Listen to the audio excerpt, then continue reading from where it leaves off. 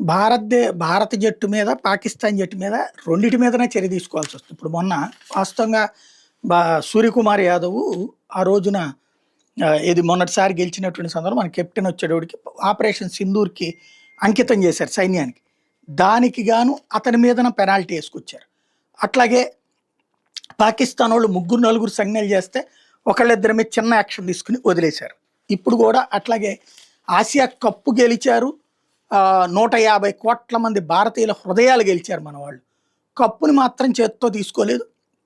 Because Asia క్రికెట్‌కి సంబంధించినటువంటి head పాకిస్తానోడు కావడం, వాడి చేతుల మీదుగా తీసుకోవడానికి ఇష్టపడకపోవడం అన్నటువంటిది. ఇప్పుడు మేబీ మన వాళ్ళ మీద పెనాల్టీ వేయొచ్చు వాళ్ళు. అదే సందర్భంలో కొన్ని సంజ్ఞలు ఈసారి మనోళ్ళు కూడా చేశారు. వాళ్ళు నిన్న కూడా ఓవర్ యాక్షన్ చేసిన సందర్భంలో మనోళ్ళు కూడా చేశారు. కాబట్టి ఇప్పుడు అది పెనాల్టీలు పడే అవకాశం ఉంటుంది. అట్లాగే అటు పాకిస్తాన్‌కి సంబంధించినటువంటి వాళ్ళు కూడా చెక్కు చించేశాడు.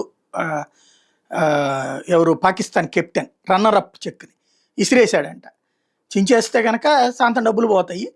ఇసిరేస్తే గనక తర్వాత మళ్ళీ వెనకాల తీసుకుంటారేమో అది చూడాలి. వాళ్ళకి పెనాల్టీ ఏస్తారు. కాకపోతే మనకంటే వాళ్ళకి తక్కువ పెనాల్టీ ఏస్తారు. ఎందుకంటే అక్కడ ప్రస్తుతం నడుస్తున్నది పాకిస్తాన్ హవా నడుస్తుంది తెర వెనకాల.